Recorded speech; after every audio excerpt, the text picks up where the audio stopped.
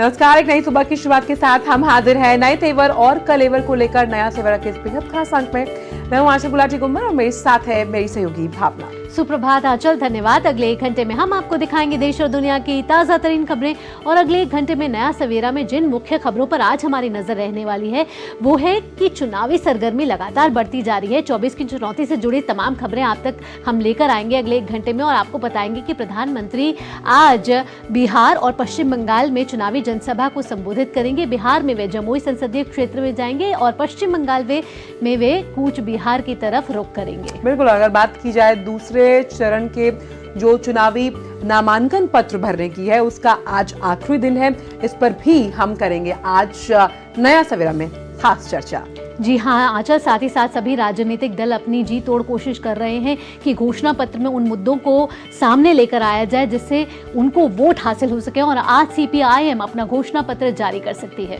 बिल्कुल, बात होगी खेल जगत, कारोबार जगत और ग्लैमर वर्ल्ड से भी जुड़ी हुई, लेकिन सबसे पहले रुक करते हैं टॉप स्टोरीज यानी कि हेडलाइंस का। बिहार के जमुई में आज प्रधानमंत्री नरेंद्र मोदी करेंगे एनडीए के लिए चुनाव प्रचार। चिराग पासवान के करीबी अरुण भारती का महागठबंधन की अर्चना रविदास से है मुकाबला।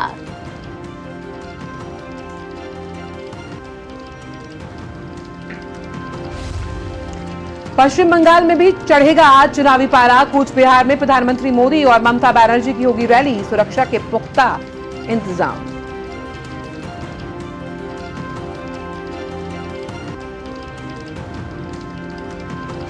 CPIM आज जारी करेगी अपना चुनावी घोषणा पत्र। बीजेपी घोषणा पत्र समिति की बैठक भी आज।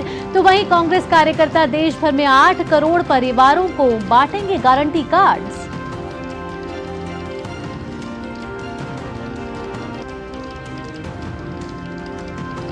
दूसरे चरण के चुनाव के लिए आज नामांकन पत्र भरने का आखिरी दिन। हेमा मालिनी समेत कई प्रत्याशी भरेंगे पर्चा। पप्पू यादव भी महागठबंधन के खिलाफ पूर्णिया में आज भरेंगे नामांकन।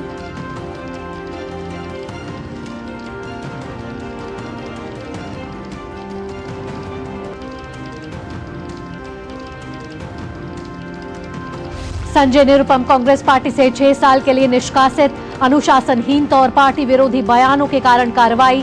संजय निरुपम आज करेंगे अगले कदम का खुलासा।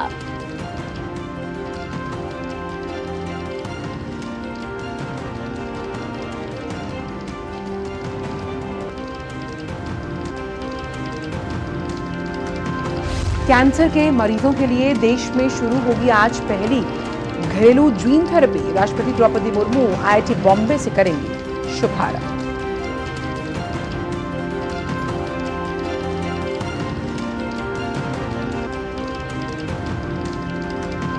शराब नीति मामले में BRS नेता के कविता की जमानत पर दिल्ली की राउज एवेन्यू कोर्ट में बहस आज। 9 अप्रैल तक न्यायिक हिरासत में है के कविता।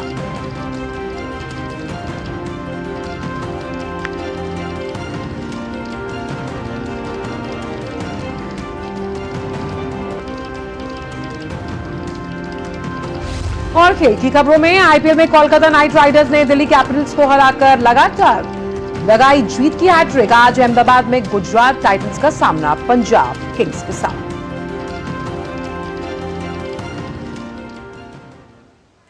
नया सवेरा की शुरुआत करते हैं। सबसे पहले बात करते हैं 24 की चुनौती के साथ।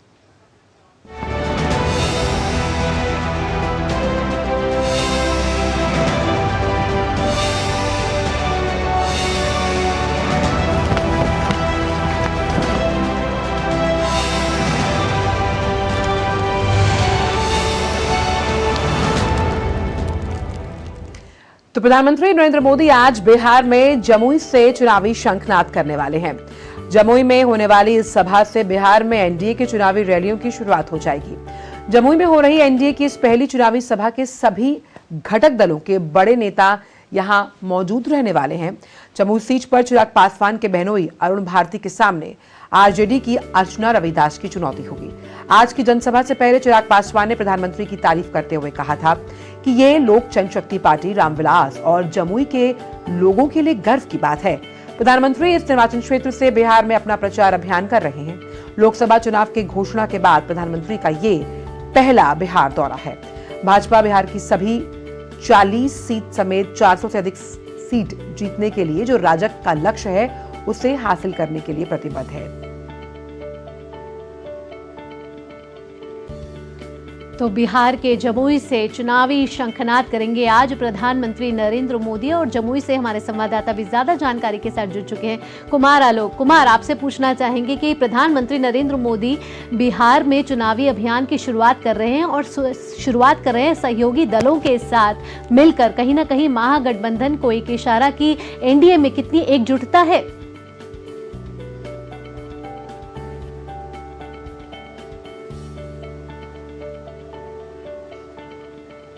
बिल्कुल सही कहा आपने कि एनडीए में जिस तरीके से एकजुटता दिखाई दी है, अगर हम अभी मंच के ठीक हम पीछे खड़े हैं तो हम अगर देखेंगे कि जो पोस्टर्स में वहां पे आप देखेंगे प्रधानमंत्री मोदी हैं, नीतीश कुमार हैं, जेपी नड्डा हैं, सम्राट चौधरी हैं, चिराग पासवान हैं, जीतन राम मांझी हैं, और सबसे इंटरेस्टिंग है कि पशुपति पारस जो चिराग पासवान के चाचा थे और जिनसे बहुत ही सरगर्मी हुई थी और पार्टी का विभाजन हुआ था, और उसके बाद से चिराग पासवान और पशुपति पारस में बिल्कुल 36 का रिश्ता हो गया था। लेकिन बाद में अमित शाह जो गृह मंत्री हैं, उसके बाद जेपी नड्डा हैं और जो तमाम बड़े नेता हैं, उन्होंने सुलह कराई और अब जो चाचा है वो अपने भतीजे के साथ है। तो एक बहुत बड़ी एनडीए के लिए खुशखबरी है।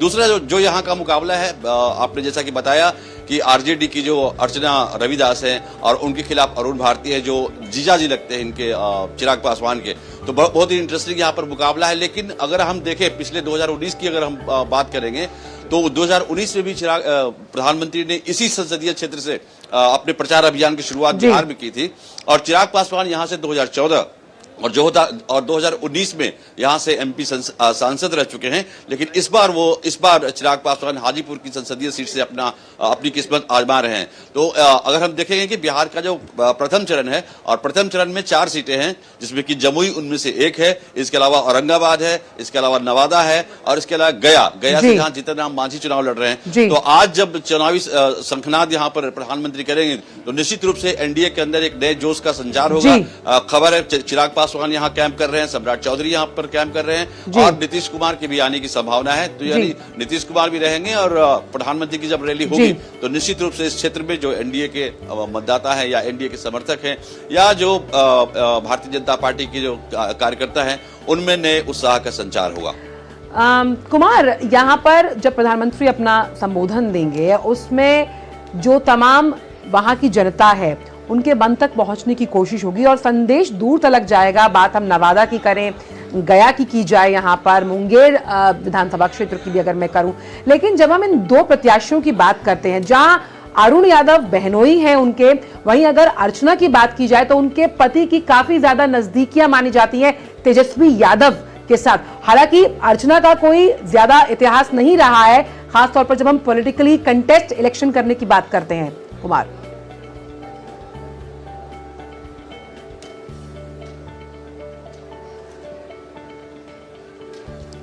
देखिए, मुकेश यादव है और आपने सही कहा तेजस्वी यादव के बहुत करीबी हैं। संजय यादव जो तेजस्वी के राइट हैंड माने जाते हैं, उन्हें राज्यसभा से मेंबर भी बनाया गया है। तो मुकेश यादव की बदौलत ही टिकट मिला है और अर्चना रविदास बिल्कुल नहीं है राजनीति के मैदान में। लेकिन जो प्रचार यहाँ पर हम देख रहे हैं, जो भी प्रचार आरजेडी के द्वारा हो रहा है, उसमें मुकेश यादव का नाम ज्यादा लिया जा रहा है क्योंकि मुकेश यादव की अपनी एक अलग पहचान है।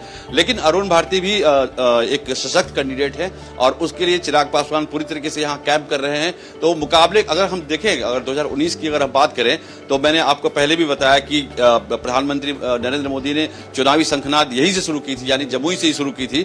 और आपने देखा था कि 2019 में 40 में से 39 सीटें एनडीए को गई थी। तो इस बार भी जब 400 का आंकड़ा पार करने की बात हो रही है तो बिहार में इस बार 40 में से 40, 39 भी नहीं, 40 में से 40 सीटें जीतने का लक्ष्य भारतीय जनता पार्टी और एनडीए गठबंधन रख रही है। अब देखना होगा कि इलेक्शन का 4 जून को जब रिजल्ट आएगा तो 40 में से 40 का जो एक भारतीय जनता पार्टी और एनडीए का लक्ष्य है वो उसको पूरा कर पाते या नहीं। जी आलोक, यहाँ आपने 2019 की बात की जहाँ आपने बताया कि 40 में से 39 सीटें जो हैं वो एनडीए दल को आई थी और इस बार 400 का आंकड़ा अगर पार करना है तो प्रधानमंत्री नरेंद्र मोदी ने संकल्प लिया है कि 40 से 40 सीटें जो हैं वो एनडीए को आनी चाहिए। और अगर 40 की 40 सीटें जीतनी है तो किन मुद्दों को लेकर आज प्रधानमंत्री नरेंद्र मोदी चुनावी अभियान की शुरुआत करने वाले हैं?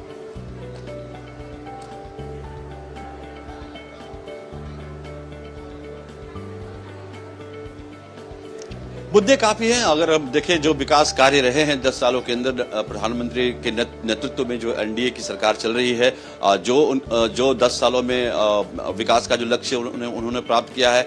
आप अगर हम बात करें, अगर हम विदेश नीति की अगर बात करें, लेकिन जो मुद्दे, जो जन सरोकार के जो मुद्दे हैं, अगर 80 करोड़ से ऊपर जनता को यहाँ पर जो मुफ्त में जो अनाज मिल रहा है, राशन मिल रहा है, उससे जनता में बहुत बड़ी संतुष्टि है। इसके अलावा जो विकास के कार्य हुए हैं, अगर हम सड़क मार्ग की बात करें, अगर हम और भी जो डिपार्टमेंट्स है उसमें जिस तरीके से जो उपलब्धि पाई है एनडीए सरकार ने, उन मुद्दों को यहाँ पर प्रधानमंत्री बता सकते हैं, लोगों को बोल सकते हैं। इसके अलावा जो राज्य के मुद्दे हैं, राज्य के बिहार सरकार को जो मदद किया है केंद्र सरकार ने, और बिहार सरकार ने जो डेवलपमेंट का कार्य किया है पिछले 10 सालों में, जो केंद्र और राज्य की जो डबल इंजन की सरकार है, तो उन मुद्दों को नीतीश कुमार कैसे रखते हैं, ये देखने वाली बात होगी। लेकिन कुल मिलाकर उत्साह से लवरेज है, एनडीए की जो टीम है वो उत्साह से लवरेज है, और यही कारण है कि आज यहाँ पर ऐसी आशा की जा रही थी कि लगभग 5 लाख से ऊपर यहाँ पर लोग प्रधानमंत्री मोदी को सुनने के लिए आएंगे। बहुत बहुत शुक्रिया कुमार इन तमाम जानकारी को साझा करने के लिए। तो साफ तौर पर जिस तरह से आज प्रधानमंत्री का यहाँ पर चुनावी शंखनाद है, इस पर रहेगी हमारी खास नजर। बहुत बहुत शुक्रिया। यहाँ रुक रहे एक छोटे से ब्रेक के लिए। ब्रेक के बाद भी 24 की चुनौती से जुड़ी तमाम खबरें आप तक लेकर आएंगे। आप जुड़े रहिए लगातार नया सवेरा के साथ। Happy birthday my dear. अरे ये क्या, ऐप से लोन? मेरी नई स्कूटी के लिए। ओए बनो सयानी, नहीं तो पैसों पे फिर जाएगा पानी। मतलब? सुनो, ऑनलाइन लर्निंग ऐप्स को जांच परख कर आरबीआई अधिकृत बैंक एनबीएफसी से ही आप लोन लीजिए। और अधिकृत ऐप्स या अनजान लोगों से निजी जानकारी शेयर करना यानी धोखा। दादू बन गई सियानी। गिफ्ट नहीं खोलेंगे?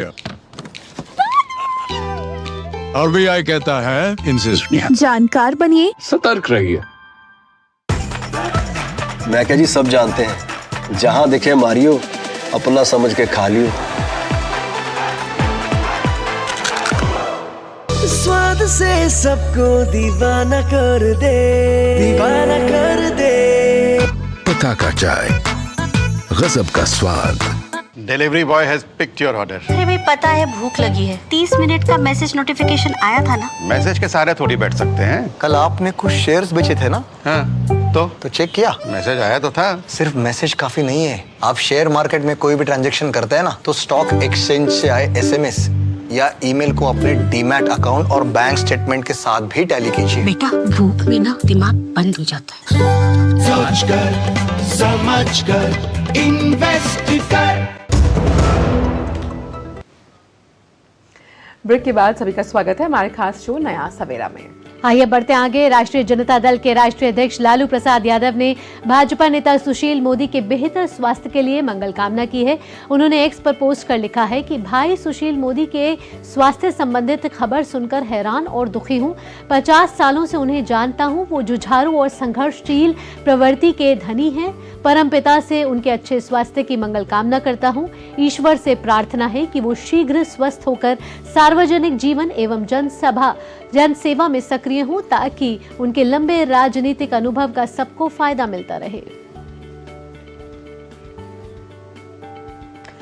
तो लोकसभा चुनाव को लेकर सभी नेताओं ने पूरी ताकत झोंक रखी है। पश्चिम बंगाल में आज का दिन काफी अहम होगा, क्योंकि कूच बिहार में प्रधानमंत्री नरेंद्र मोदी और राज्य की सीएम ममता बनर्जी आमने सामने होंगे। इस निर्वाचन क्षेत्र में दोनों नेताओं की आज बड़ी रैली है। टीएमसी प्रमुख ममता बनर्जी यहां दोपहर करीब 1 बजे कूच बिहार में एक रैली को संबोधित करेंगी। वहीं प्रधानमंत्री मोदी का दोपहर करीब 3 बजे एक विशाल रैली को संबोधित करने का कार्यक्रम है। बीजेपी और टीएमसी के लिए यह सीट प्रतिष्ठा का सवाल बन गई, इसलिए दोनों दल जीत के लिए कोई कसर नहीं छोड़ना चाहते। बीजेपी की ओर से दोबारा लोकसभा उम्मीदवार बने मौजूदा सांसद केंद्रीय गृह राज्य मंत्री निशिथ प्रामाणिक का प्रतिद्वंदी के रूप में मुकाबला तृणमूल कांग्रेस के उम्मीदवार और सिताई के मौजूदा विधायक जगदीश वर्मा बसुनिया के साथ है। और इसी बड़ी खबर पर बात करने के लिए कूच बिहार से हमारे संवाददाता नीरज सिंह जुड़ गए। नीरज, अब की बार 400 पार को कहीं ना कहीं सच करने के लिए जिस तरह से चुनावी शंखनाद की जो रणभेरी है वो बच चुकी है। प्रधानमंत्री आज कूच बिहार से इसका ऐलान करने वाले हैं, और साथ ही साथ ममता बनर्जी के लिए भी हम मान सकते हैं आज का ये दौरा काफी अहम होने वाला है, क्योंकि वो भी यहां से चुनावी शंखनाद को आज आवाज देंगी। देखिए, बिल्कुल काफी महत्वपूर्ण है और भारतीय जनता पार्टी के लिए इसलिए भी महत्वपूर्ण है कि अगर आप देखें कि उत्तर पश्चिम बंगाल की जो 8 लोकसभा सीटें हैं, पिछली बार 2019 में भारतीय जनता पार्टी ने क्लीन स्वीप किया था यहाँ से और 7 सीटें जीती थी और 1 सीट जो दक्षिण मालवा की थी वो कांग्रेस के पास थी, यानी कि तृणमूल कांग्रेस एक भी सीट यहाँ से हासिल नहीं कर पाई थी। यही कारण है कि ममता बनर्जी भी अपनी पूरी ताकत लगा रही हैं। लेकिन आंचल में एक दृश्य तुमको दिखाऊंगा, उसके बाद हम बातचीत कंटिन्यू करेंगे। हमारे कैमरामैन आपको एक दृश्य दिखाएंगे कि प्रधानमंत्री यहां पर 3:30 बजे के आसपास आने वाले हैं, लेकिन अगर यहां पर देखें तो एक आपको फैमिली यहां पर दिखाई देगी, 2 महिलाएं हैं और 3 पुरुष हैं। ये काफ़ी दूर से चलकर प्रधानमंत्री की रैली में उनको सुनने के लिए यहां पर पहुंचे हैं और ये बताता है कि प्रधानमंत्री को लेकर खासतौर से उत्तरी जो पश्चिम बंगाल है वहाँ के लोग किस तरीके से सोच रहे हैं। ये काफ़ी दूर से चल के आए और यहीं पर आप देखें कि नीचे बैठे हुए हैं और 3:30 बजे प्रधानमंत्री आएंगे। जिस तरीके से आप देखें कि पश्चिम बंगाल के अंदर चाहे करप्शन का मामला हो, टीचर स्कैम हो, राशन स्कैम हो, इसके अलावा जो बड़े बड़े इनके जो नेता हैं वो जेल में हैं। आपने देखा होगा कि संदेश खाली में किस तरीके से महिलाओं के ऊपर जो अत्याचार है वो लगातार किया जा रहा है और उसकी जो आवाज़ है वो भी लगातार उठ रही है। राष्ट्रीय स्तर पर भी वो चर्चा का विषय बना हुआ है। तो ये तमाम जो मुद्दे हैं इस बार चुनाव को प्रभावित करेंगे। आप अगर देखें 2019 में भारतीय जनता पार्टी ने 18 सीटें जीती थी यहाँ से और उससे पहले अगर 2014 को देखें तो मात्र 2 सीटें भारतीय जनता पार्टी के पास थी।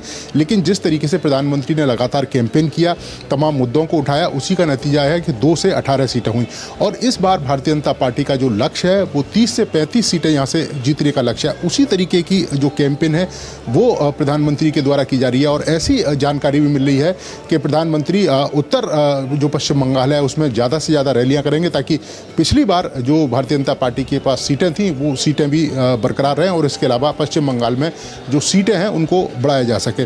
उत्तर पश्चिम बंगाल को अगर हम देखें तो इस लिहाज से भी खास है कि ममता बनर्जी की जो टीएमसी पार्टी है उसने भी पूरी ताकत लगा रखी है क्योंकि उनको इस बात का भी मलाल है कि पिछली बार लोकसभा चुनावों में एक भी जो सीट है वो यहाँ से ममता बनर्जी की पार्टी नहीं जीत पाई। यही कारण है कि ममता बनर्जी भी आज से कूच बिहार, हालांकि यहाँ से जो सभा स्थल है यहाँ से 30 किलोमीटर दूर है उनका जो सभा है और वो करीब 12-1 बजे के आसपास होगी, लेकिन फिर भी ये बताता है कि कूच बिहार कितना महत्वपूर्ण है भारतीय जनता पार्टी के लिए और टीएमसी के लिए। जी हाँ, नीरज, कहीं ना कहीं देखें तो दोनों की तरफ से एक उग्र चुनावी अभियान आज देखने को मिलेगा और अगर कूच बिहार की बात करें तो महज कूच बिहार जीतना ही एक लक्ष्य नहीं है, मामला अब प्रतिष्ठा का भी आ चुका है।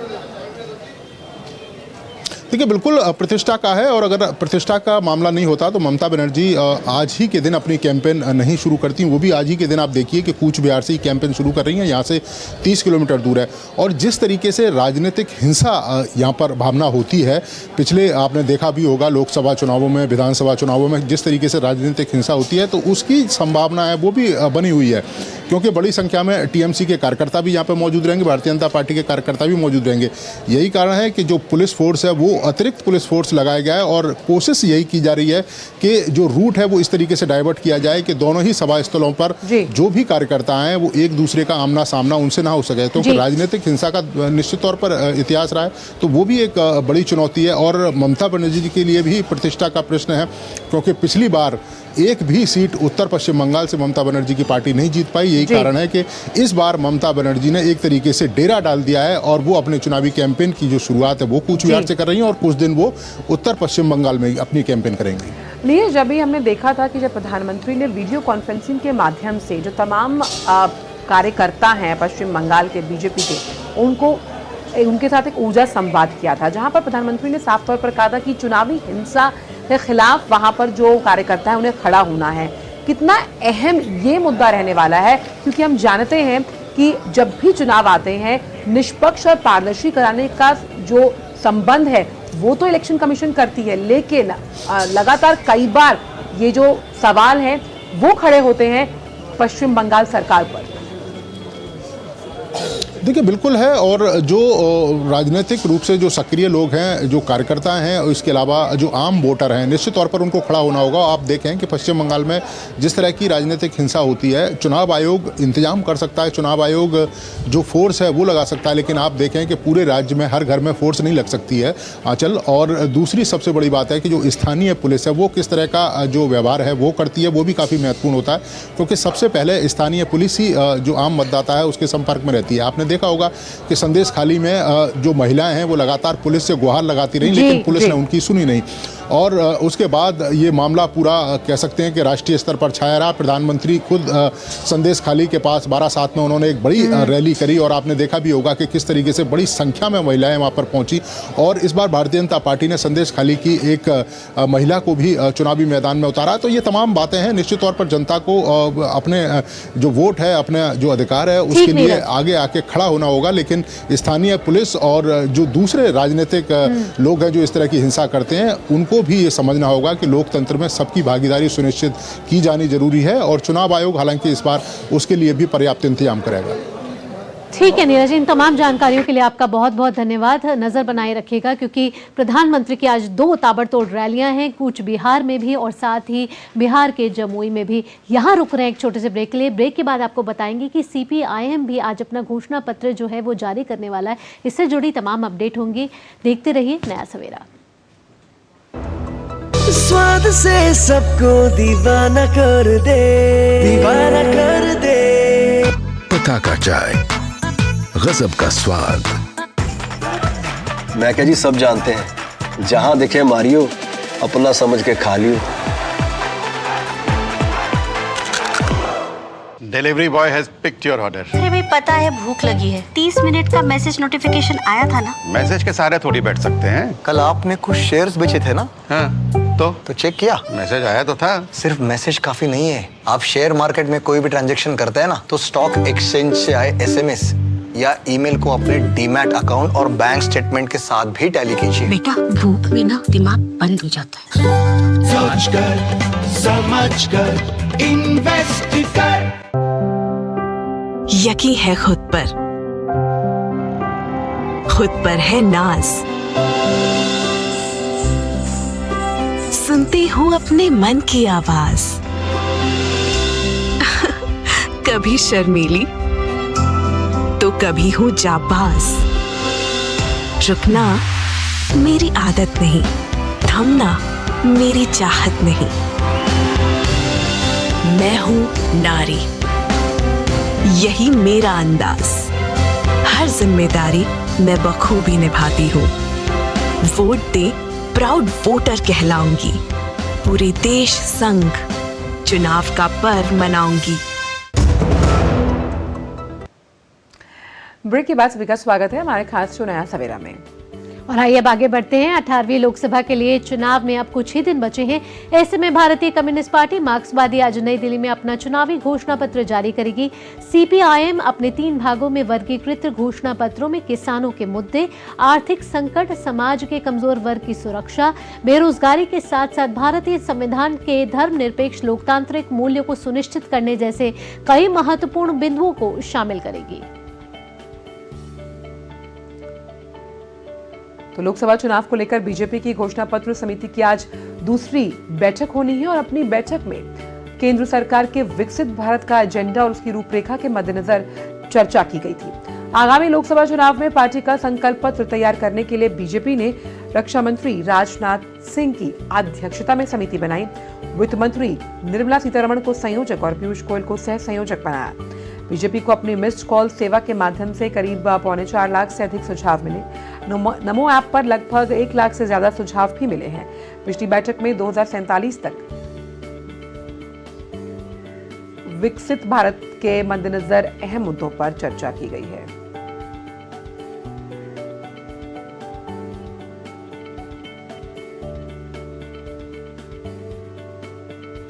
तो लोकसभा चुनाव के दूसरे चरण के लिए नामांकन दाखिल करने का आज अंतिम दिन है।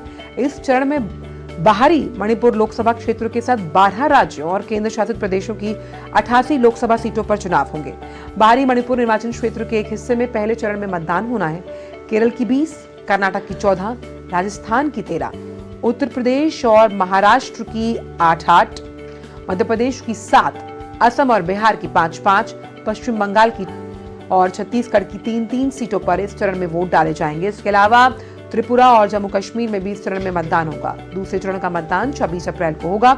जम्मू कश्मीर को छोड़कर सभी राज्यों और केंद्र शासित प्रदेशों में नामांकन की जांच 5 अप्रैल को होगी। जम्मू कश्मीर में 6 अप्रैल को पर्चों की जांच की जाएगी।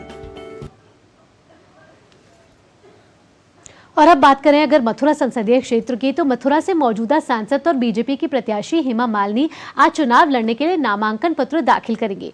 इस दौरान उनके साथ मुख्यमंत्री योगी आदित्यनाथ मौजूद रहेंगे और नामांकन से पहले एक जनसभा करेंगे। हेमा मालिनी यहां से लगातार 2 बार से चुनाव जीत रही हैं। तीसरी बार भी बीजेपी ने हेमा मालिनी पर भरोसा जताया है।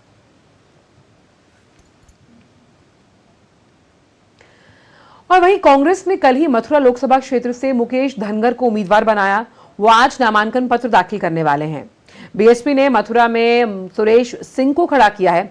मथुरा से हेमा मालिनी के खिलाफ चुनाव मैदान में उतरे मुकेश धनगर कह रहे हैं कि वो यमुना के बेटे हैं और उनकी जीत जरूर होगी।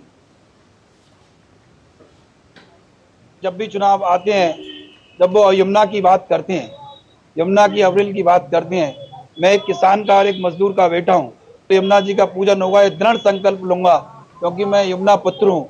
मैं तब तक, ब्रजवासियों ने मुझे आशीर्वाद दिया, मैं उस यमुना के घाट से तब तक नहीं लूंगा जब तक उस यमुना के लिए सरकार कोई ना कोई प्रावधान नहीं करेगी। वहीं भाजपा ने हरियाणा कांग्रेस के नेता रणदीप सुरजेवाला पर सांसद हेमा मालिनी के खिलाफ घटिया टिप्पणी करने का आरोप लगाया है।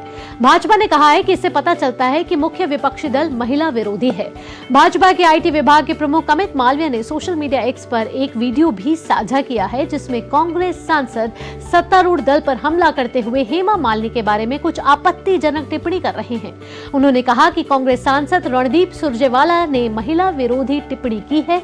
यह न केवल हेमा बल्कि सामान्य रूप से महिलाओं के लिए भी अपमानजनक है। उन्होंने आगे कहा कि यह सबसे घृणित कार्य है। उन्होंने सुरजेवाला की टिप्पणियों को साझा करते हुए कहा कि यह राहुल गांधी की कांग्रेस है जो महिलाओं से घृणा करती है। हेमा मालिनी मथुरा से भाजपा की लोकसभा सदस्य हैं और वहां से 2024 का आम चुनाव लड़ रही हैं। और आइए अब आपको लिए चलते हैं हिंदुस्तान के दिल मध्य प्रदेश की ओर। लोकसभा चुनाव के दूसरे चरण में मध्य प्रदेश की 7 सीटों के लिए नामांकन पत्र जमा करने का आज अंतिम दिन है। कल 33 अभ्यर्थियों ने 46 नामांकन पत्र जमा किए। इसमें रीवा से भाजपा प्रत्याशी जनार्दन मिश्र के अतिरिक्त एक अन्य जनार्दन मिश्र भी शामिल हैं। दमोह में भारत आदिवासी पार्टी और गोंडवाना गणतंत्र पार्टी के उम्मीदवारों ने भी नामांकन पत्र जमा किया। सतना सीट से 9 उम्मीदवारों ने नामांकन पत्र जमा किए। बैतूल और नर्मदापुरम सीट से भाजपा और कांग्रेस के उम्मीदवार नामांकन पत्र जमा कर चुके हैं। खजुराहो में भाजपा प्रत्याशी विष्णुदत्त शर्मा का नामांकन पत्र जमा हो चुका है। यहां से सपा उम्मीदवार मीरा दीपक यादव आज अपना नामांकन जमा करेंगी। बीजेपी उम्मीदवार आज होशंगाबाद और बैतूल लोकसभा सीट से नामांकन भर रहे हैं। टीकमगढ़ में कांग्रेस ने पंकज अहिरवार को प्रत्याशी घोषित किया, पर पार्टी ने अरविंद खटीक का भी नामांकन पत्र जमा करवाया। वहीं बीजेपी की अगर बात करें तो डॉक्टर वीरेंद्र कुमार ने नामांकन जमा किया है। तो 26 अप्रैल को होने वाले हैं दूसरे चरण के मतदान और नामांकन प्रक्रिया का आज अंतिम दिन है। और हमारे संवाददाता भी तमाम जानकारियों के साथ हमारे साथ जुड़ चुके हैं। दिल्ली से ऋषि कुमार जुड़ रहे हैं। आपसे जानना चाहेंगे ऋषि की जिस तरीके से 12 राज्यों के 88 संसदीय क्षेत्रों पर दूसरे चरण में चुनाव होना है, कौन से ऐसे दिग्गज नेता हैं जो दूसरे चरण में अपनी किस्मत आजमा रहे हैं? देखिए, बहुत दिलचस्प मोड़ है। दूसरे चरण को अगर हम देखें तो खासतौर से उत्तर प्रदेश में काफी मुकाबला ऐसा होने जा रहा है। दूसरे चरण की अगर हम देखें तो एक तरफ INDIA गठबंधन है, दूसरी तरफ जो NDA गठबंधन और बीजेपी मुख्य रूप से उत्तर प्रदेश में चुनावी मैदान में मोर्चा संभाले हुए है। तो इसमें मेरठ से लेकर मथुरा तक का इलाका आ जाता है, जिसमें कि हेमा मालिनी, जैसे कि आपने खुद बताया कि आज ही वो अपना नामांकन दाखिल करेंगे और वहां पर मुख्यमंत्री योगी आदित्यनाथ खुद वहां पर मौजूद रहेंगे। तो वहीं पर हमने देखा कि अरुण गोविल जो कि मेरठ से अपना नामांकन दाखिल कर चुके हैं और वहां पर उप मुख्यमंत्री उनके साथ मौजूद रहे। तो कुल मिलाकर भारतीय जनता पार्टी की कोशिश है कि अपने जितने दिग्गज उम्मीदवार हैं उनके नामांकन के समय पर वो अपने राज्य के जो बड़े कद्दावर नेता हैं, चाहे वो मुख्यमंत्री हो, उप मुख्यमंत्री हो, इसी तरीके से हमने देखा है कि मध्य प्रदेश में भी जो नामांकन दाखिल किए जा रहे हैं उसमें भारतीय जनता पार्टी के साथ उनके मुख्यमंत्री मौजूद हैं। वहीं राजस्थान में ही यही परंपरा उन्होंने अपनाई है। तो कुल मिलाकर एक तरीके से कोशिश है भारतीय जनता पार्टी की मैदान में अपने आप को एक शक्तिशाली रूप में प्रदर्शित करने की और ये बताने की कि भारतीय जनता पार्टी के राज्य इकाई से लेकर केंद्रीय इकाई किस तरीके से यूनाइट है। वही दूसरी ओर तमाम जो अगर हम बात करें समाजवादी पार्टी की तरफ से देखें तो जो प्रत्याशियों के बदलने का जो सिलसिला है वो अभी भी थम नहीं रहा है। आखिरी समय तक प्रत्याशी बदले जा रहे हैं। जी, कहा जा सकता है कि जो गठबंधन बनाने की कोशिश की गई थी उसमें अभी भी प्रत्याशियों के नाम बदले जाने को लेकर जो कवायद शुरू हुई है उससे अभी शायद निजात उनको नहीं मिली है। जी। कुल मिलाकर देखें तो नामांकन को अगर हम इस पूरे 88 सीटों पर देखें तो एक एवरेज अब तक निकल के आ रहा है। एक सीट पर कम से कम 8 से 10 उम्मीदवार अब तक नामांकन दाखिल कर चुके हैं। जो चाहे वो राजस्थान के आंकड़े हो, चाहे मध्य प्रदेश के हो, चाहे उत्तर प्रदेश के हो, चाहे वो महाराष्ट्र से हो, केरल से हो, आसाम से हो, जम्मू कश्मीर से हो, इस पूरे के पूरे इलाके में अगर हम देखें तो जो आज का दिन है वो बेहद महत्वपूर्ण इस मायने में भी है क्योंकि आज आखिरी दिन है और कोई भी ये चूकना नहीं चाहता कि वो चुनाव न लड़ पाए। बिल्कुल, और इलेक्शन कमीशन की खास नजर रहेगी कि जिस तरह से नामांकन भरे गए हैं वो सही है नहीं है, उसकी जांच कल और फिर स्क्रूटनी परसों होगी। हमारे साथ अदब की नगरी लखनऊ से विकास सिंह हैं और भोपाल से अजीत द्विवेदी भी जुड़े हुए हैं। सबसे पहले आपके पास आना चाहूंगी विकास, यमुना के बेटे के रूप में जिस तरह से कांग्रेस के प्रत्याशी अपनी चुनावी ताल ठोक रहे हैं, 8 सीटें हैं इस चरण में, वहीं अगर सपा की बात की जाए तो लगातार वो अपनी लिस्ट बदलती हुई नजर आ रही है। बीएसपी सुप्रीमो की अगर बात की जाए तो वो दम भर रही हैं कि वो तमाम सीटें लेकर आएंगी, वहीं भाजपा के अपने दावे हैं। आप वहां पर मौजूद हैं, किस तरह से देख रहे हैं कि तमाम जो ये उम्मीदवार हैं ये किस तरह से लोगों की उम्मीदों पर खरा उतरने के लिए पूरी कोर कसर नहीं छोड़ना चाहते?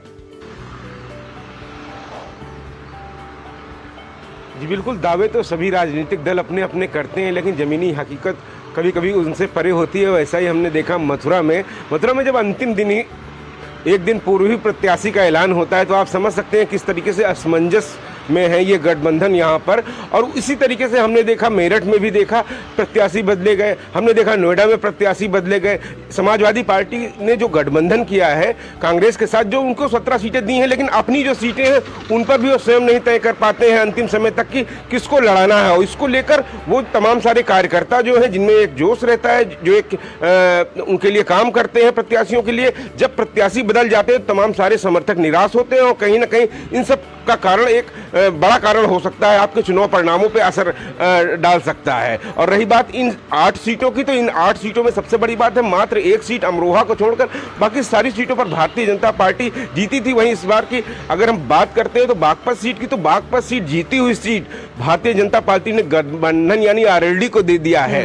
तो ये आप देख सकते हैं किस तरीके से नए समीकरण है कि इस बार भारतीय जनता पार्टी की अपने आप से ही चुनौती होगी कि क्या पिछला रिकॉर्ड इस बार तोड़ पाएगी। जिस तरीके से जो मत उन्होंने पिछली बार लाए थे, जो एक रिकॉर्ड बनाया था, अपने ही रिकॉर्ड को एक तोड़ने के लिए करेगी।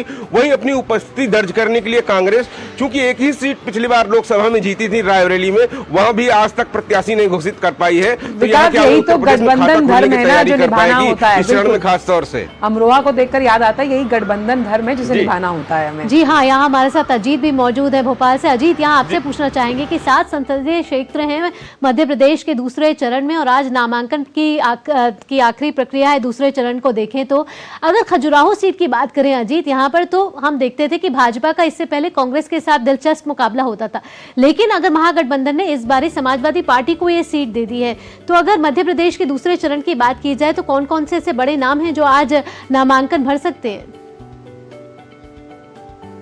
बिल्कुल, देखिए अगर हम बात करें दूसरे चरण के लोकसभा चुनाव को लेकर तो मध्य प्रदेश में जो है वो 7 सीटों पर होने हैं और इसमें से 2 सीटें जो है वो एसटी के लिए आरक्षित भी हैं, जिसमें कि टीकमगढ़ और बैतूल है। तो खजुराहो सीट पे खास नज़र रहेगी क्योंकि खजुराहो सीट जो है उसमें जो वर्तमान सांसद हैं वो बीजेपी के प्रदेश अध्यक्ष विष्णुदत्त शर्मा हैं और ये एक सीट है एकमात्र मध्य प्रदेश में 29 में से जिसको इस बार कांग्रेस ने इंडिया अलायंस को दे दिया है और इंडिया अलायंस ने सपा प्रत्याशी यहाँ से उतारा है, जिसमें कि मीरा दीपक यादव जो है उनको यहां से प्रत्याशी बनाया है। तो ये सबसे हम कह सकते हैं कि हाई प्रोफाइल सीट इस समय दूसरे चरण में जो है वो खजुराहो बनी हुई है। इसके अलावा अगर बात करें तो देखिए जो ये सातों की सातों सीट है जिसमें कि रीवा, सतना, बैतूल, होशंगाबाद, खजुराहो, टीकमगढ़ ये है, तो ये सातों सीटें जो थी वो पिछले लोकसभा चुनाव में बीजेपी के पास थी। यानी कि मध्य प्रदेश में जितनी 29 लोकसभा सीटें हैं उसमें छिंदवाड़ा को छोड़कर 28 सीटें जो है वो बीजेपी के पास थी। लेकिन इस बार जो है एक सीट जो है इंडिया अलायंस को दे दिया है, गठबंधन को दे दिया है कांग्रेस ने। तो अब ये सपा वहां से चुनाव लड़ रही है, सपा ने अपने प्रत्याशी को वहां से उतारा है। तो ये काफी दिलचस्प हो गया है कि जो खजुराहो सीट जो है हाई प्रोफाइल भी है और आज जो है लगातार उस पर नजर बनी हुई है। हालांकि छिंदवाड़ा सबसे हाई प्रोफाइल सीट बनी है मध्य प्रदेश में, लेकिन खजुराहो को हम ले सकते हो। खजुराहो जो है विष्णु शर्मा जो कि कद्दावर नेता है और मध्य प्रदेश से जो है बीजेपी के अध्यक्ष भी हैं और वर्तमान में वह पिछली बार सांसद भी रह चुके हैं खजुराहो से। इसके अलावा बात करें तो आज जो है होशंगाबाद से दुर्गा चौधरी दर्शन सिंह जो है वो यहाँ से नामांकन दाखिल करेंगे। साथ ही बैतूल से जो है दुर्गादास उइके जो है वो नामांकन दाखिल करेंगे और मुख्यमंत्री डॉक्टर मोहन यादव और पूर्व मुख्यमंत्री शिवराज सिंह चौहान जो है उनके साथ होंगे। और टीकमगढ़ से जो है डॉक्टर वीरेंद्र कुमार जो कि केंद्रीय मंत्री है उन्होंने नामांकन दाखिल कर दिया है। वहां से कांग्रेस में असमंजस दिख रहा है। जो कांग्रेस बड़ी सीटों पर जब नामांकन पत्र दाखिल करने के लिए तमाम नेता जाते हैं, बिल्कुल जब बड़ी सीटों पर नामांकन पत्र दाखिल करने के लिए बड़े नेता जाते हैं तो शक्ति प्रदर्शन भी होता है। बहुत बहुत शुक्रिया आप तीनों का ही इन तमाम चुनावी जानकारियों को हम तक साझा करने के लिए। यहाँ रुक रहे हैं एक छोटे से ब्रेक के लिए। ब्रेक के बाद भी खबरों का सिलसिला जारी रहेगा। मैं क्या जी सब जानते हैं, जहां दिखे मारियो अपना समझ के खा लियो। स्वाद से सबको दीवाना कर दे, दीवाना कर दे। पता का चाय, गजब का स्वाद। ब्रेक के बाद सभी का स्वागत है हमारे खास शो नया सवेरा में। और बुलेटिन में आगे बढ़ते हैं। कांग्रेस में अपनी पार्टी का विलय कर चुके पप्पू यादव की जिद कहें या राजनीतिक महत्वाकांक्षा, उन्होंने पूर्णिया संसदीय क्षेत्र को हाई प्रोफाइल सीट बना दिया है। बिहार में कांग्रेस और आरजेडी महागठबंधन के दो बड़े दल हैं और आरजेडी प्रत्याशी बीमा भारती के पूर्णिया में नामांकन दाखिल करने के बावजूद पप्पू यादव पूर्णिया छोड़ने को राजी नहीं हो रहे हैं। आज वो अपना नामांकन दाखिल करेंगे। ऐसे में अब हर किसी की नजर कांग्रेस पर टिकी हुई है। अगर पप्पू यादव निर्दलीय उम्मीदवार के तौर पर पूर्णिया से नामांकन करते हैं तो कांग्रेस का अगला कदम क्या होगा, देखना होगा। बिल्कुल। और पप्पू यादव के सोशल मीडिया अकाउंट एक्स पर नजर डालें तो 16 घंटे पहले उन्होंने जो लिखा था वो हम साझा कर रहे हैं। उन्होंने लिखा, प्रणाम पूर्णिया, सलाम पूर्णिया, जोहार पूर्णिया। कल जन नामांकन के लिए सब अपना आशीष देने आए। पूर्णिया के सम्मान में आपके आशीर्वाद से पप्पू यादव मैदान में है। प्रणाम पूर्णिया से कुछ लोग इतना चिढ़े हैं उसका अपमान करने के लिए वो कुछ भी करेंगे। मेरी मां पूर्णिया 26 अप्रैल को उनका जमानत जब्त कर जवाब देगी।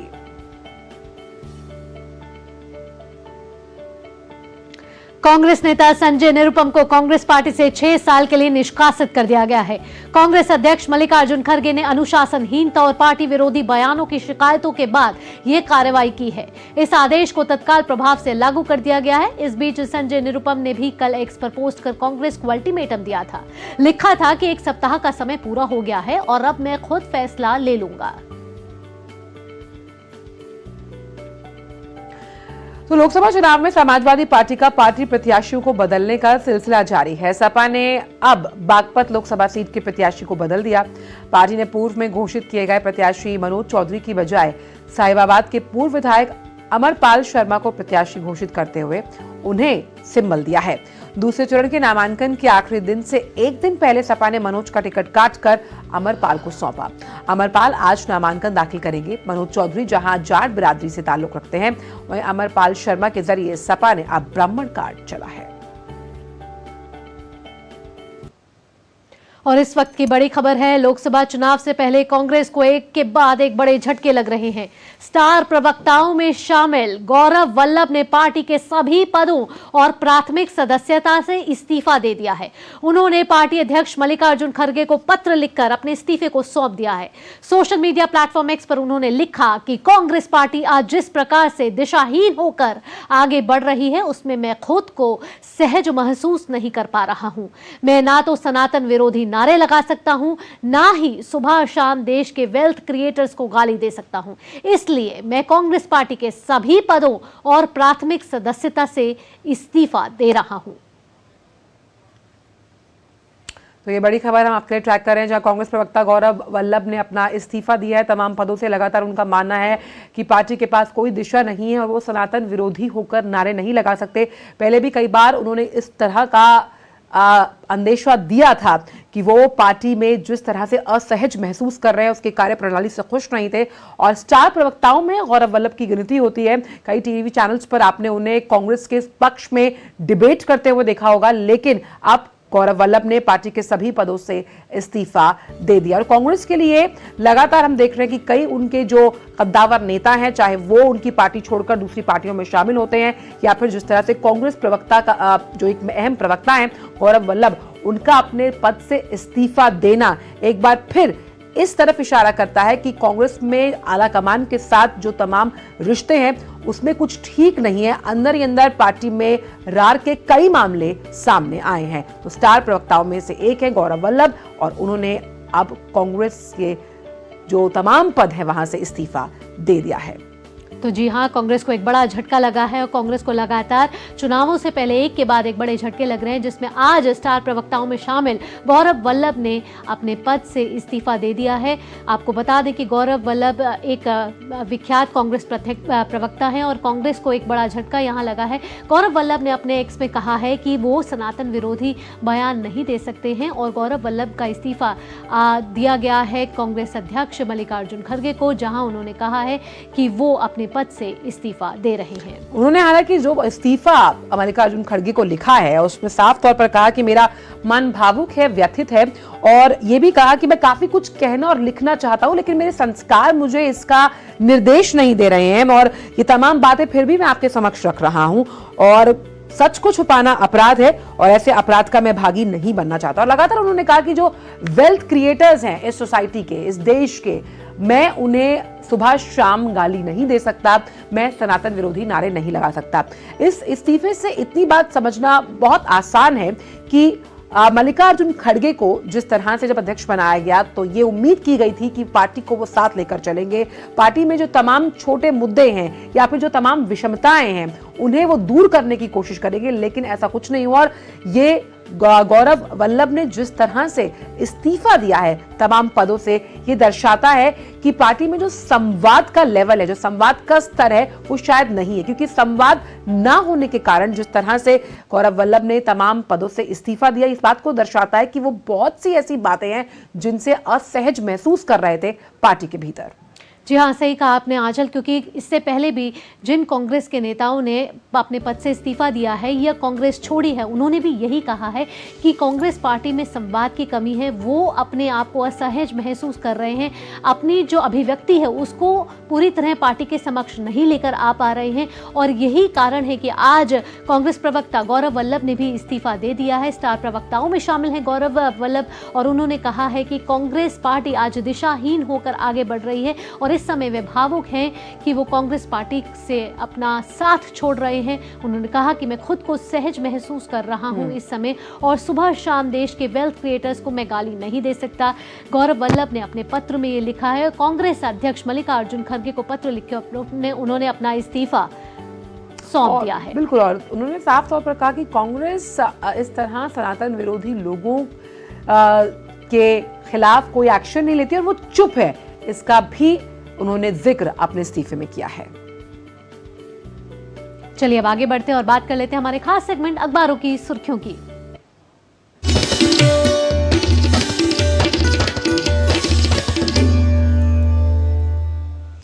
और अखबारों की सुर्खियों के साथ हाजिर हैं हमारी सहयोगी संध्या। संध्या, क्या कुछ लेकर आई हैं आप हमारे दर्शकों के लिए आज अखबार जगत से? जी आंचल, अखबारों की सुर्खियों में है सीमा पार आतंकवाद के मुद्दे पर भारत की अपनी पुरानी रणनीति पर अडिग रहने के रवैये से जुड़ी खबर के साथ। जी हां, दरअसल शंघाई सहयोग संगठन के सदस्य देशों के राष्ट्रीय सुरक्षा सलाहकारों की जो बैठक हो रही है उसमें एनएसए अजीत डोभाल ने एक बार फिर स्पष्ट किया कि भारत का जो रुख है वो आतंकवाद के खिलाफ है और भारत अपनी इस रणनीति पर अडिग रहेगा। और उन्होंने ये भी कहा कि पाकिस्तान को आतंकवाद को खुली मदद देने के नाम पर घेरा और साथ ही साथ उन्होंने चीन को भी आड़े हाथ लिया। इसके साथ ही दैनिक जागरण अखबार ने अपने देश विदेश पेज पर ही एक और खबर डॉक्टर एस जयशंकर के बयान से जुड़ी हुई ली है और बताया है कि जब सुरक्षा परिषद की स्थायी सदस्यता के विषय पर बहस हुई और हमें इसकी पेशकश की जा रही थी, तब नेहरू का जो रुख था वो ये था कि हम इसके हकदार तो हैं, लेकिन पहले चीन को यह मिलना चाहिए। तो इस खबर को भी आज प्रमुखता के साथ अखबार ने लिया है। इसके अलावा एक और खबर, जो कि सियासत गरमाई हुई है और लोकसभा चुनाव की तारीखें अब नजदीक हैं, तो उम्मीदवार जहां मैदान में है वहीं पर इंडी गठबंधन जो है वो कई सारी ऐसी सीट है जहां पर अपने उम्मीदवार घोषित नहीं कर पा रही है। तो इस खबर को भी आज प्रमुखता के साथ नवभारत टाइम्स अखबार ने लिया है और बताया है कि कश्मीर में जहां एक दूसरे के आमने सामने पीडीपी और एनसी है, तो वहीं पूर्व सांसद संजय निरुपम को कांग्रेस ने निकाल दिया है। और एक और कॉलम में एक और खबर दी गई है जिसमें बताया है कि हिसार से भाजपा विजेंद्र सिंह को उतार सकती है मैदान में। ये तीनों जो कॉलम में खबर छपी है, ये तीनों इस गठबंधन और सीट बंटवारे का कहीं ना कहीं कारण बनती हुई दिखाई दे रही है। इसके अलावा एक और खबर आज हिंदुस्तान अखबार में हमें विश्लेषण के माध्यम से देखने को मिली है, जिसमें बताया है कि तमाम जो राजनीतिक दल हैं उनकी चुनावी रणनीति के केंद्र में कहीं ना कहीं ग्रामीण मतदाता हैं। और ये भी बताया गया है कि भारतीय जनता पार्टी ने जब 2014 और 2019 का चुनाव लड़ा था, तो कहीं ना कहीं ग्रामीण मतदाताओं को सबसे ज़्यादा अपने केंद्र में रखा था, फोकस में रखा था और इसकी वजह से वोट प्रतिशत बढ़ा भी था। वहीं कांग्रेस कहीं ना कहीं इसमें पीछे रही थी। ये तमाम आंकड़े आज इस अखबार में प्रकाशित किए गए हैं और बताया कि कांग्रेस जहां हाथ बदलेगा हालात के नारे के साथ मैदान में है, तो वहीं एनडीए का नारा है अब की बार 400 पार। इसके अलावा एक और खबर अर्थव्यवस्था जगत से जुड़ी हुई है, जहां बताया गया है कि विश्व बैंक ने अपने पहले के अनुमान को संशोधित किया है और अर्थव्यवस्था 7.5% की दर से बढ़ने का अनुमान जताया है। ये खबर आज सभी अखबारों में है। जनसत्ता अखबार ने एक और खबर प्रकाशित की और बताया अपने पहले पेज पर ली है। आस्था से जुड़ी हुई खबर है और आपको याद होगा कि अबू धाबी में जो पहले हिंदू मंदिर की शुरुआत प्रधानमंत्री नरेंद्र मोदी ने की थी और वहां पर एक महीने में लगभग 3.5 लाख से अधिक श्रद्धालुओं ने दर्शन किए हैं। ये वहां से एक खबर आई है, रिपोर्ट आई है। इसे आज जनसत्ता अखबार ने अपने पहले पेज पर लिया है। इसके अलावा एक और खबर चलते चलते बता दें आपको, राष्ट्रीय सहारा अखबार ने अपने मार्केट पेज पर लिया और बताया है कि भारत में साइबर अटैक के खतरे की चेतावनी है और साइबर सुरक्षा कंपनी कैस्पर स्काई ने रैंसमवेयर हमलों के प्रति आगाह किया है। तो ये भी खबर आज प्रमुखता के साथ हमें राष्ट्रीय सहारा अखबार में देखने को मिली है। और बड़ी विडंबनात्मक स्थिति है, कहीं कांग्रेस पार्टी खुद अपने कुछ नेताओं को निकाल देती है और कहीं पर कांग्रेस प्रवक्ता खुद ही पार्टी छोड़ देते हैं। बहुत बहुत शुक्रिया संध्या इन तमाम अखबार की सुर्खियों को हम तक साझा करने के लिए। चलिए नया सवेरा में अब आगे बढ़ लेते हैं और दुनिया भर की कुछ खास खबरों पर नजर डाल लेते हैं।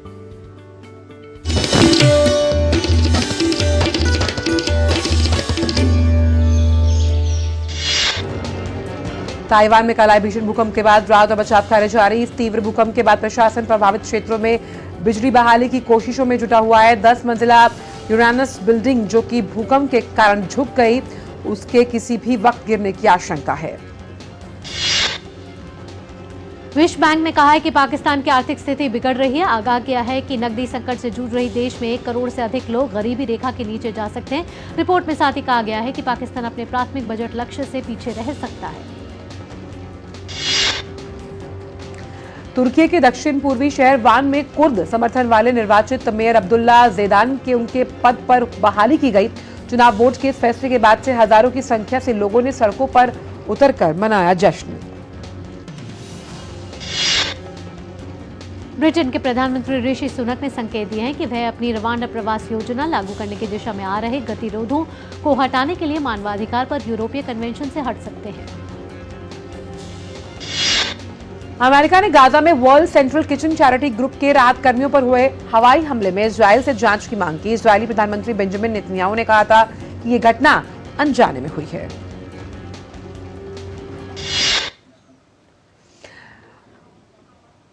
और आइए अब अंतर्राष्ट्रीय खबरों के बाद रुख कर लेते हैं कारोबार जगत की खबरों का फटाफट अंदाज में।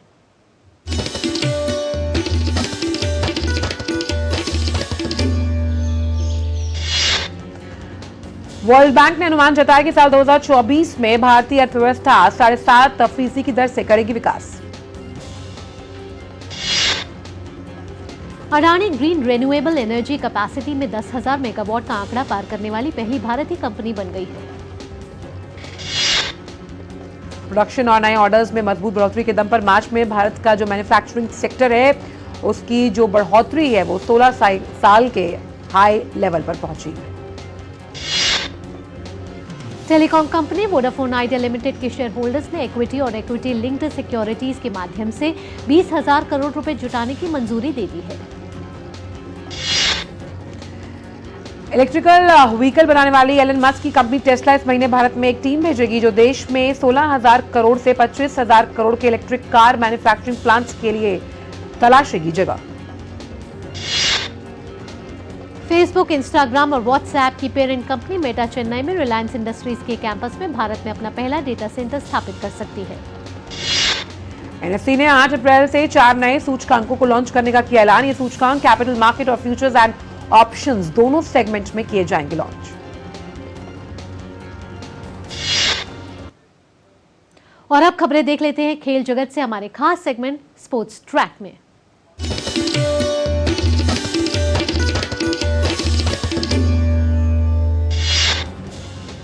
आईपीएल में आज अहमदाबाद में गुजरात टाइटंस का सामना पंजाब किंग्स के साथ। गुजरात टाइटंस ने 3 मैच में 2 मुकाबले जीतकर अंक तालिका में 5वें स्थान पर वो बनी हुई है, वहीं पंजाब किंग्स 8वें स्थान पर है। इंडियन प्रीमियर लीग में कोलकाता नाइट राइडर्स का जलवा कायम है। टीम ने बुधवार को विशाखापत्तनम में खेले गए मुकाबले में दिल्ली कैपिटल्स की टीम को हराकर 106 रन से हराकर प्रतियोगिता में लगातार तीसरी बार जीत दर्ज करते हुए खुद को अंक तालिका में शीर्ष पर ला दिया है। लखनऊ सुपर जायंट्स के तेज गेंदबाज शिवम मावी चोटिल होने के बाद आईपीएल 2024 से बाहर हुए। मावी को लखनऊ ने इस साल की नीलामी में 6 करोड़ से ज्यादा की रकम में खरीदा था। श्रीलंका ने बांग्लादेश के खिलाफ दूसरे टेस्ट मुकाबले को 192 रन से जीतकर 2 टेस्ट मैच की सीरीज को 2-0 से अपने नाम कर लिया है। पहले टेस्ट में श्रीलंका को 328 रन से जीत मिली थी।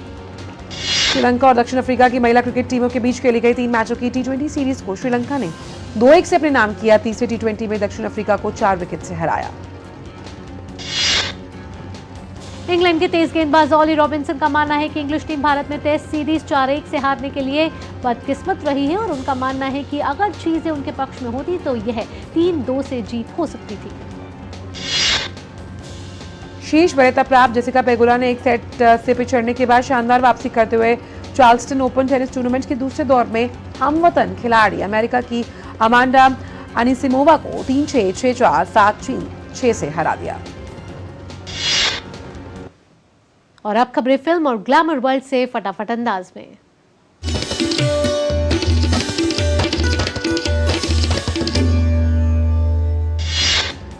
गोल्डन ग्लोब अवार्ड्स का 82वां संस्करण 5 जनवरी 2025 को होगा। अवार्ड्स में प्रोजेक्ट भेजने के लिए 1 अगस्त 2024 से वेबसाइट खुल जाएगी।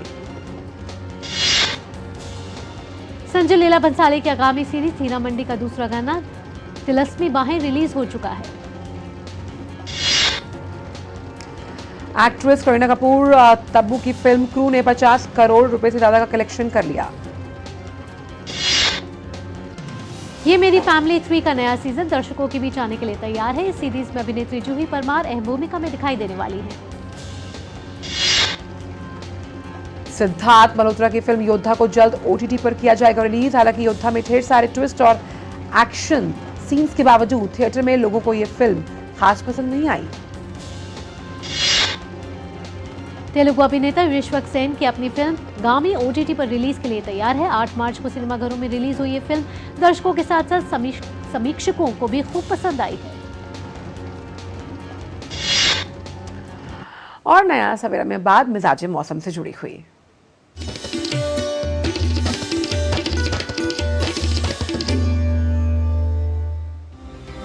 मौसम विभाग ने कहा है कि अप्रैल के इस पूरे सप्ताह से अब तक उत्तर आंतरिक कर्नाटक के अलग अलग हिस्सों में हीट वेव की स्थिति बने रहने की संभावना है। आइए अब जानते हैं विभिन्न राज्यों और शहरों का न्यूनतम और अधिकतम तापमान।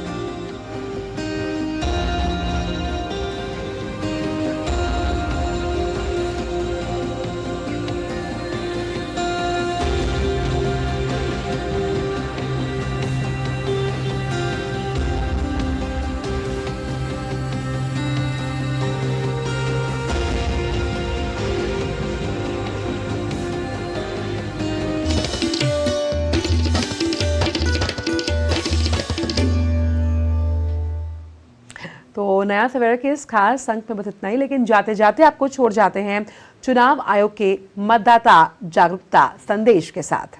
आप भी एक सजग मतदाता बने और अपने मताधिकार का प्रयोग जरूर करें और लोकतंत्र के इस महापर्व में अपना योगदान जरूर दें। बिल्कुल। इसी के साथ मुझे, आंचल और नया सवेरा की पूरी टीम को दीजिए अनुमति। नमस्कार। यकीन है खुद पर है नाज, सुनती हूँ अपने मन की आवाज, कभी शर्मीली तो कभी हूँ जाबाज, रुकना मेरी आदत नहीं, थमना मेरी चाहत नहीं,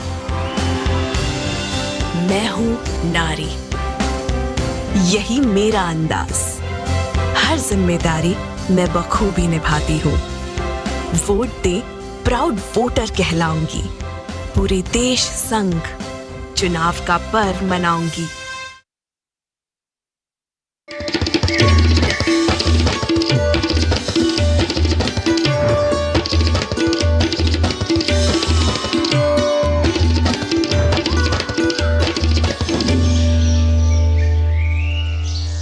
नया सवेरा के प्रायोजक थे